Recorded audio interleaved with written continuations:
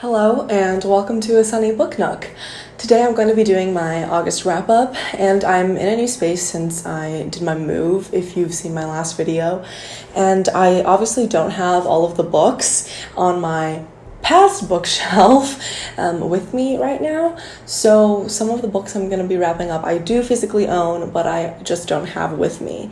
So let's just jump right into it. The first book that I read this month was a graphic novel, and this was an arc my friend gifted me called All Summer Long by Hope Larson. I rated this book 3 stars. It was like a middle grade, coming of age, music centered story, and I thought that it was really wholesome, sweet, and summery. I would recommend it if you're looking for a quick graphic novel read or something to recommend to someone who might be in middle school or who's in elementary school, maybe looking into trying to get into kind of middle grade stuff. I thought that the art was pretty like comic-y, if that makes sense, and I liked it. The next book that I read was a nonfiction book called The Sisters Are All Right, Changing the Broken Narrative About Black Women in America, and that was written by Tamara Winfrey Harris. I rated this book 3 stars. I thought that it was a pretty good nonfiction book, and it included some first-hand accounts from various women that the author interviewed. And it kind of broke down the different stereotypes of Black women and the histories of them and how they kind of manifest in kind of contemporary culture. Rated it 3 stars because I thought it was good and I would recommend it. However, I find that there are other books that I think talk about the issues that this book does in a better way, in a more comprehensive way. I felt like this book was a little bit shallow in its analysis. In that way, I think it's also a bit more accessible, I think, to people who aren't that used to reading nonfiction. So I think it's a good starting place. The next book that I read was a young adult contemporary retelling of A Midsummer's Night Dream, I think, and it's called Foolish Hearts by Emma Mills. I really like this book. I gave it a 3.5 star rating, but rounded up to 4 on Goodreads. I thought it was a super solid young adult contemporary. I think those are pretty rare to find, and although I found some issues in it, there were some elements that I thought were a bit problematic or a bit tropey for the genre, I still really enjoyed it, and I thought that the plot, the characters, the relationships, the themes that was explored, the friendships and breakups and the high school drama of it all was so spot on and delicious. I thought that the incorporation of the musical element in it, like how high school theater productions put on these musicals and some people are forced into doing them, I thought that was a cute element of the story. I think that it was pretty diverse. It included some side characters of color, and also there was a main lesbian relationship that part of the plot was centered around, the breakup of these two people, and I thought that was really cute. I really enjoyed this book. The issues that I had with it, though, probably had to do with, at the beginning, tropes being used to describe the antagonist, who you perceive to be the antagonist, are a little bit, it didn't sit right with me. But as the story developed and as characters were further developed, I felt that it was more complex and more wholesome than I had immediately thought upon first impression. The next 2 books I read are graphic novels called BB Free. So I read BB Free number 1 and number 2 by Gabby Rivera. I gave them both 3 stars. I thought they were really cute. I thought the colors were really beautiful. The kind of sci-fi futuristic aspect of the storytelling was interesting, and they were just both really short, so I just don't have much to say about them because they were just such short books. Next, I read The Only Good Indians by Stephen Graham Jones.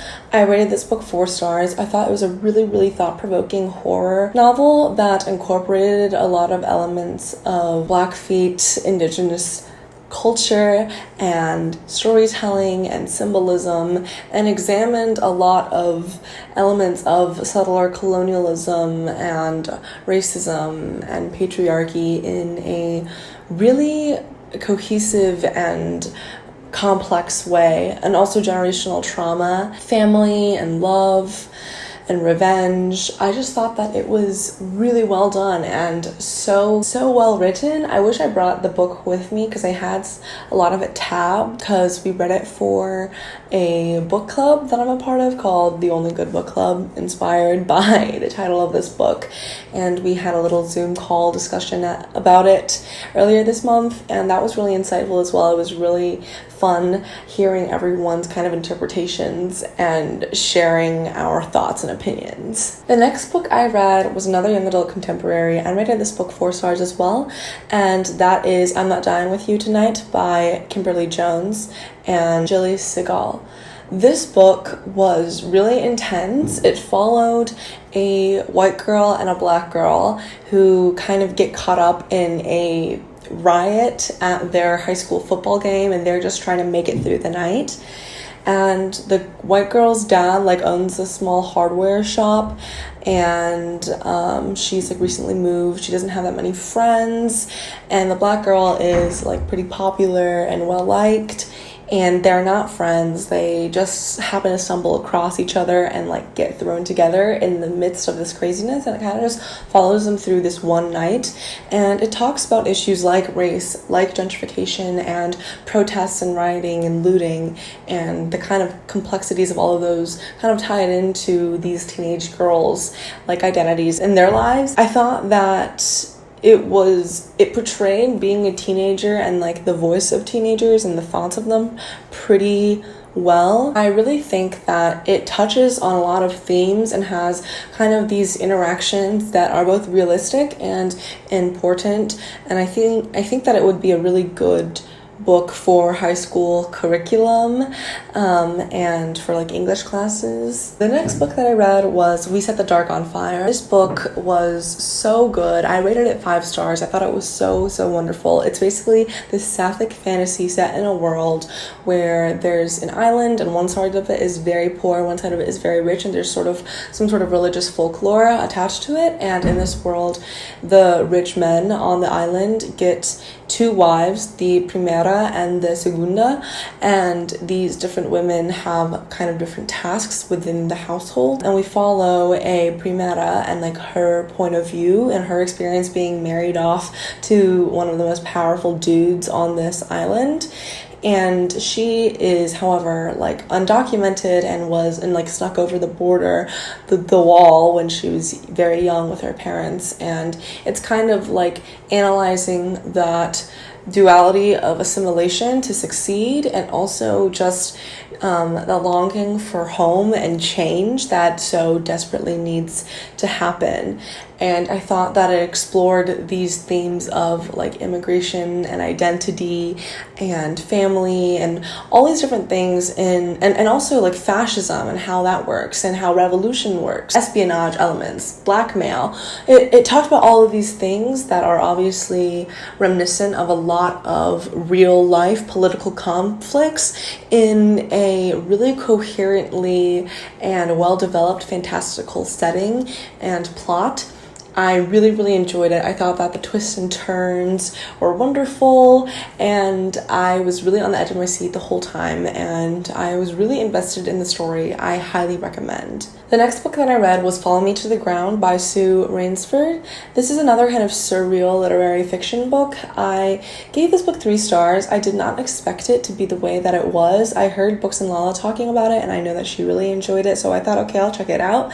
But it was much more sexual than I expected, and included some weird things that were just out of the blue to me. I thought that the magic and the writing and the atmosphere, I thought that it was appealing in that way, and I understand why people would like it, but wasn't necessarily for me. Next book that I read was My Plain Jane by 3 authors. This is the second book in a series that I didn't read the first book of, but this is basically a supernatural retelling of the Jane Eyre story, centering around Charlotte Bronte. I thought that it was super fun, very funny, and it was structured almost like a mystery, and I think that structure did the story a lot of favors. I thought that all the different characters and how they came together was all all of that was done in a really quirky and interesting way, and it made me smile and giggle, and it was a really fun time reading it, honestly. I rated it 3.5 stars. I would definitely recommend it if you really like any of the Bronte sisters, or you're kind of interested in a fun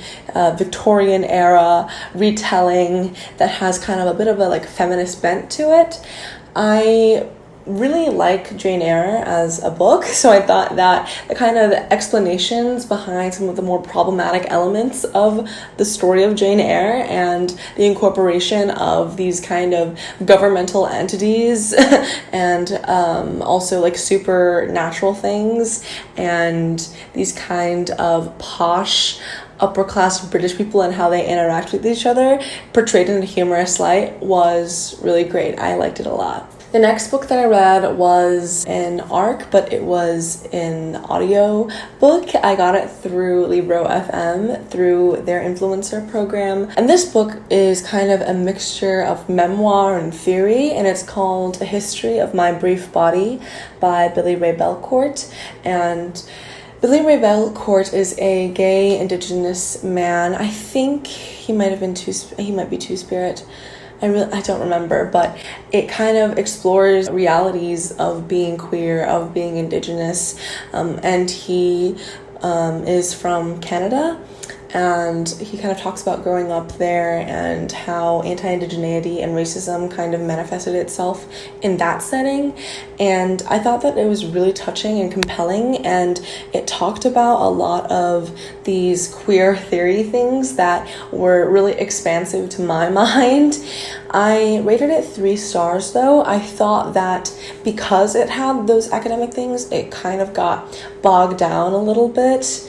At least for my brain, maybe I'm just a little bit dumb, but I also thought that the memoir elements of the story and kind of his own experiences were really compelling, but it also was a lot about like his sex life, and I was like, I don't know.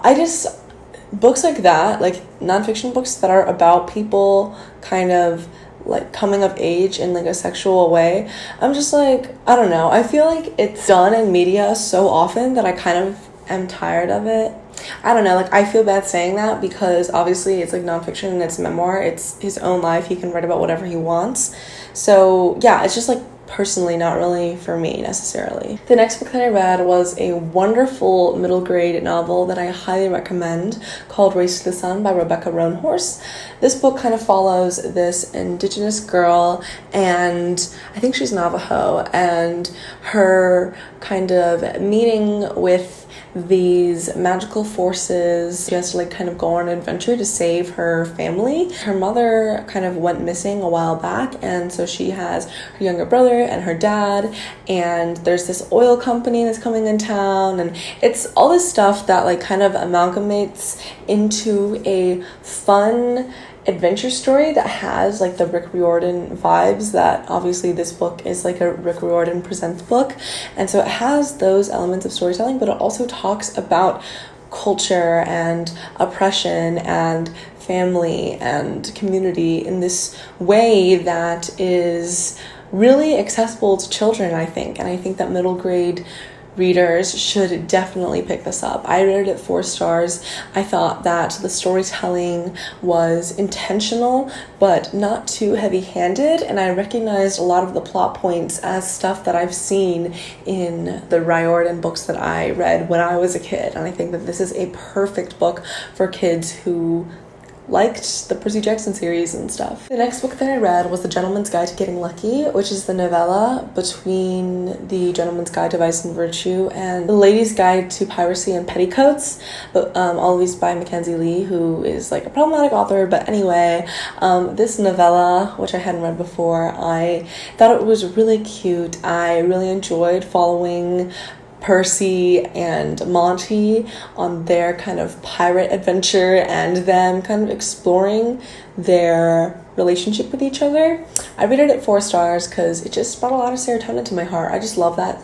I love that series. I really like how that plot is pulled out and the tone of writing and the characters. I don't know, it has a special place in my heart. The next book that I read, I do not have on hand either because I passed it on to my friend to read, and that is How We Get Free, Black Feminism and the Combahee River Collective, written by Hyanga Taylor. This book I rated 5 stars. I thought that it really connected these ideas and the work and study of Black feminism and socialism and anti-imperialism and history in this really comprehensive way. And it also broke down the meaning and the intention behind the term identity politics and how it's been misconstrued by basically everyone. It's also like a collection of interviews from people who were part of the Combahee River Collective, and that was really insightful in seeing their perspectives on a variety of pop culture things and political things in the context of when this book was written. I think is really, really powerful. You get to hear kind of the stories of these Black lesbian feminists who were seminal to a lot of the things that we kind of take for granted or maybe consider as the norm today in kind of the idea of social justice work and the realm of it, but were really, really groundbreaking when they were initially released and talked about and written and put out into the world. The next book that I read was a manga called There Are Things I Can't Tell You by Adaku Mofu. I rated this book 3 stars. I didn't think it was anything to write home about. I didn't think it was anything too spectacular, but I also didn't think that it was awful either. I thought it was a cute love story. The next book that I read was Still Sick, Volume 1 by Akashi. This book is a FF manga, and I forgot to mention There Are Things I Can't Tell You was an romance, but this book is an FF manga romance about a girl who works in this office with another girl, and she draws Yuri, which is kind of like FF fan art, and it's a secret, but like her coworker kind of like exposes her, and it's about like their relationship, and it was good. It was okay. It was enjoyable enough, I suppose, but again, not anything to like write home about. That's how I feel about a lot of manga that I read, because I kind of try to stick to like romance manga because it's like easy to get through, and I don't know, but like it's not like for me, if that makes sense. So yeah, I rated this book 3 stars. The next book that I read was How Long Till Black Future Month by N.K. Jemisin, which is a collection of her short stories kind of compiled throughout the years. And I rated this book 4 stars because there were a lot of stories in here that I found were so good, so compelling, so deeply imaginative. But there were some stories that I was like, I didn't really feel connected to, or maybe I didn't really understand.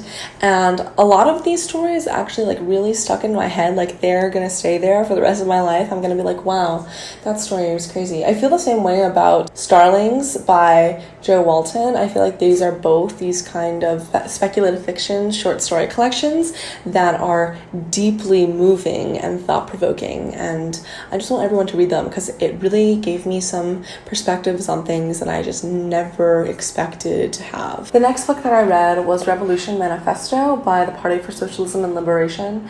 This book is phenomenal, required reading for any person who is like anti-capitalist, anti-imperialist, anti-racist, or identifies as like a leftist or socialist or whatever. This is truly essential reading. I think that it's modern analyses, because the first half of the book is some essays and the second half of the book is Lenin, State, and Revolution.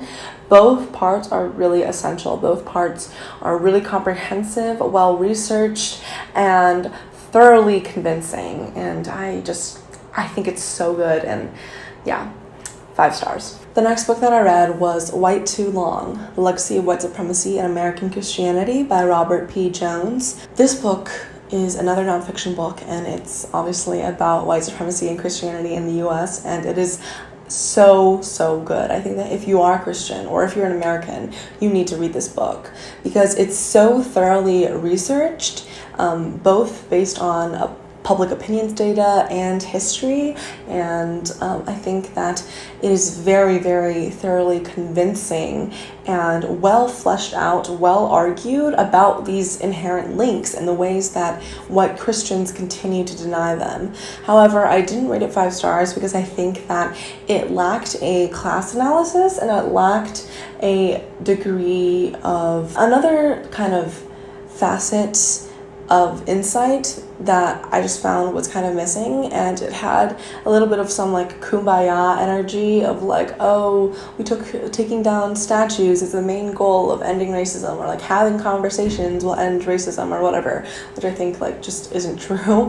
But I still think it was really well researched and very, very good. So highly recommend. It's also written from the perspective of a white guy who grew up in a Protestant church in the South, and yeah, I think that his perspective, which is kind of sprinkled throughout the book as well, is kind of an interesting look at what is considered like the norm, or what is the standard of white Christianity in the US. The next book that I read was Koi Monogatari by Toru Tagara. I rated this book 2 stars. I thought that it was like, I was like, what the hell is going on the whole time? It's kind of like an MM manga, but like not, I don't know, it was weird. Like the main character was like kind of homophobic. I mean, a lot of these characters in mangas are, but it was very bizarre. I was like, what the hell is going on with this plot? Like, literally what is going on is how I felt about this. The next book that I read this month was Night Books by J.A. White. I rated this book 3.5 stars, more 4 stars, or 4 stars. I thought that it was a really good middle grade kind of like horror novel, like a horror fantasy. The kind of like mystery element of it was fun, and there's like a element of like meta storytelling that was like really well employed, I think, for the type of story that was telling. Basically, it starts off with this boy trying to kind of maneuver around, like sneak around his apartment complex to go burn something, and like something that he has, but then he gets kind of lured into a witch's trap, basically, and stuff goes on from there. I thought that the world building and the conflict was like really well developed, and again, I think this is a really, really good middle grade novel, especially for kids who think they're nerdy. I feel like my nerdy ass self would have really liked this if I read this as a kid. The next book that I read was Disability Visibility, First Person Stories from the 21st Century by Alice Wong. I thought this was such a wonderful collection of narratives and stories from firsthand, like the title implies, disabled people and their experiences dealing with the intersectional elements of the fights that they have to fight and the different experiences that they've had in their own lives. And I thought that it was so compelling. I definitely cried a couple times, and it really opened up my perspective in my mind, and I think that everyone should read this, because a lot of people, even if you think you're like anti-racist or like working towards that, or if you think you're like a leftist or whatever, or if you think you're like liberal or whatever, like a lot of people, I mean most people, like we've all really internalized a lot of ableism, and it's kind of, this book kind of works to deconstruct a lot of these ableist notions and structures within society through storytelling and through kind of a platform for people to kind of talk about their experiences and their grievances within the system. The next book that I read this month was for a book club that I helped start, and the book that we read was The Last True Poets of the Sea by Julia Drake. This was a queer coming-of-age story about a 16-year-old girl who goes to like a beach in Maine to kind of, you know, take care of her mental health while her twin brother is going through it. And I thought that it was really tender. It felt kind of like a Greta Gerwig movie, if that makes sense. I also think that that rich, mentally ill New York teenager kind of trope is a little bit overdone, maybe. And I think that it tried to be emotionally gripping and engaging, but I didn't really quite get that. And I think like the little love triangle that was going on, it was like funny because it's like, oh haha, like a bisexual love triangle.